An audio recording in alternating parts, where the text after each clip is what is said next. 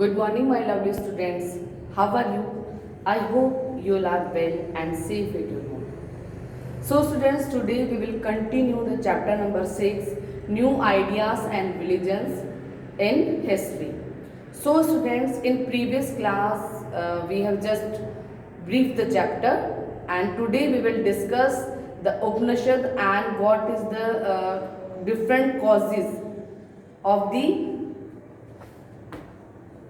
religious, okay, rise of new religions. So let us start today's class. So the meaning of the Upanishad, the Upanishad is the Sanskrit word, that is meaning of the this word is at the feet of the guru or teacher, means that is Upanishad, okay. And Upanishad जो word है या जो उपनिषद है, literally ये जो है part किसका है, लेटर वैदिक पीरियड का, okay. That is the part of later Vedic period. And time period की अगर हम बात करें तो इसका जो टाइम पीरियड है वो 1000 से लेकर के 600 BC तक रहा था. देन ये जो है उपनिषद बेसिकली ज्यादा जोर किस पे दे रहा है, जो गॉड है और जो रिचुअल्स है उन पर, मीन्स एब्स्ट्रैक्ट और मैजेस्टिकल है, ठीक है. Abstract means highly philosophical, not easy to understand. जो हमारी फिलोसफी है उस बहुत हाई फिलोसफी का पार्ट है और उसको अंडरस्टैंड करना इजी नहीं है. Next word is majestical, means something beyond human, ठीक है. ह्यूमन बीइंग से जो चीज अलग है दैट इज मैजेस्टिकल. एंड इसको भी हम अगर अंडरस्टैंड करते हैं तो बियॉन्ड ह्यूमन बीइंग से परे, ह्यूमन बीइंग के अलावा ही हम इसको समझ सकते हैं. नेक्स्ट अगर हम बात करें तो ये जो है वो मैजेस्टिकल एंड एब्स्ट्रैक्ट होने की वजह से जो इसका रिजल्ट निकल के आया, इसका एफर्ट जो है वो किसने किया, जो डिफरेंट थिंकर्स थे, ठीक है. थिंकर्स मीन्स जो रिलीजियस थिंकर्स थे, फिलोसफिकल थिंकर्स थे, उन्होंने मीन्स गॉड क्या है, एब्स्ट्रैक्ट है ना. एंड जो ह्यूमन है उससे बियॉन्ड है, मैजेस्टिकल है, वो मैजिक कर सकता है. हम देखते हैं जो गॉड है कुछ ना कुछ सुपर नेचुरल पावर ऐसी कुछ है जिसके ऊपर कि हमको बिलीव होता है, हम बिलीव करने को मजबूर हो जाते हैं, ठीक है. कैसे बारिश होती है, कैसे सूरज उग रहा है, उस टाइम के पीपल्स के लिए यही चीज़ें बहुत सोचने लायक थी. और उनको लगता था कि ये जो नेचर है, बारिश होना, धूप होना, ये सभी किसका पार्ट है, गॉड का पार्ट है, ठीक है. तो लोग उसी को भगवान मानते थे, उसी को क्या मानते थे, सुपर नेचुरल पावर मानते थे.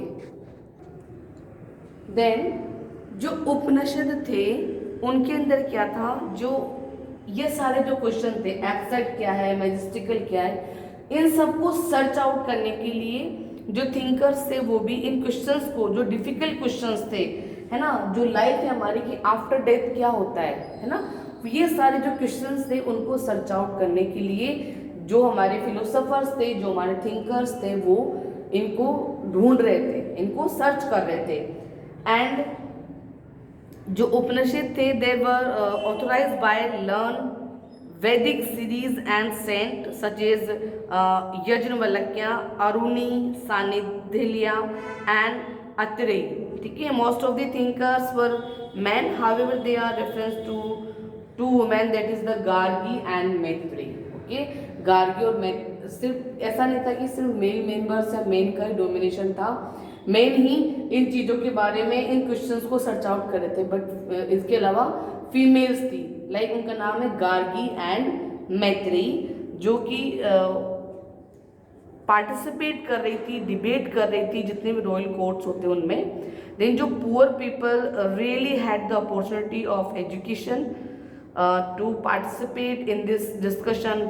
एंड जो उपनिषद थे that is talk about one exceptions, Satyakam Jabala, that is the son of a poor women Jabali, who had a deep desire to learn about reality and approach the learned sage Gautam. Okay.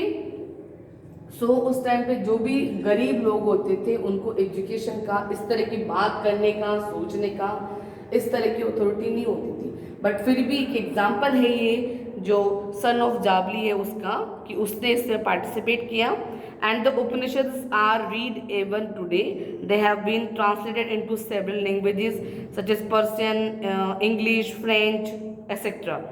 Many of this idea of the Upanishads were later developed by the famous thinker and teacher of Hinduism, that is Adi Shankaracharya.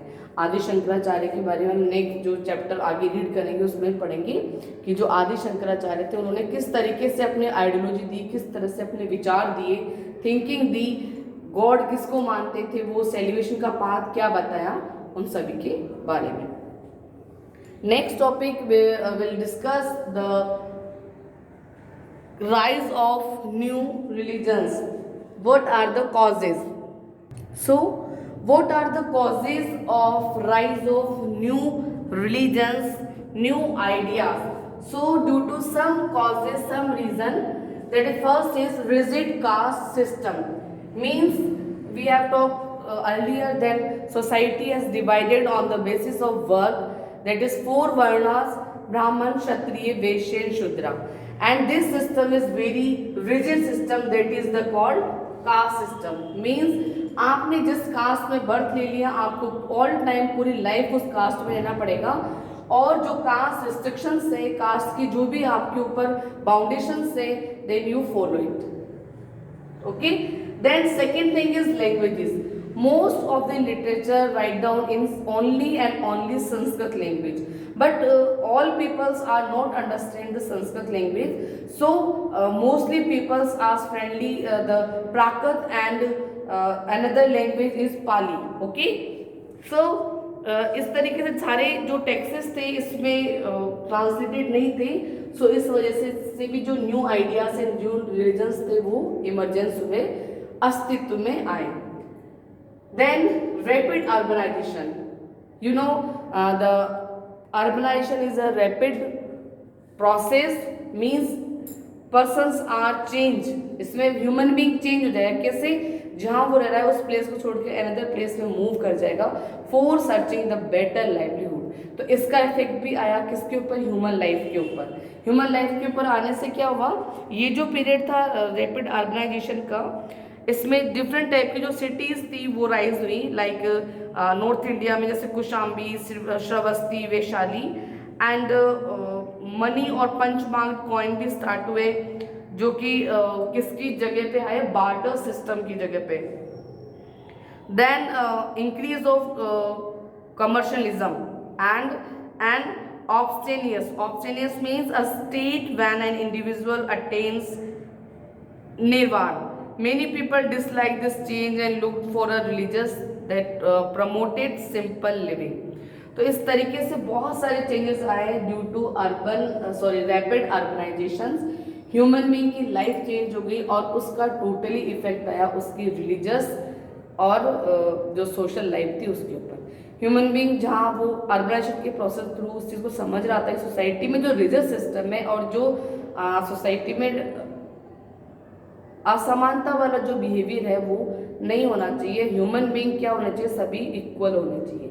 तो इस चीज़ की बात करी, और जो नए religions थे उन्होंने इस चीज़ में एम्फेसिस दिया कि all human beings are equal, और हर एक व्यक्ति को राइट है, अधिकार है अपनी बात को रखने का, अपनी बात को बताने का, और नॉन वायलेंस के ऊपर ज़्यादा एम्फेसिस किया गया। नेक्स्ट प्रीवियस जो आगे अपकमिंग क्लासेस में स्टडी करेंगे किस तरीके से how it's the effect of the society on the society the different religions like Jainism and Buddhism.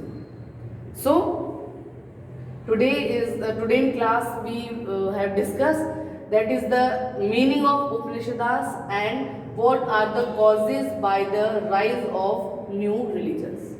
So that's all for today. Next class we will discuss next topic. Thank you and have a nice day.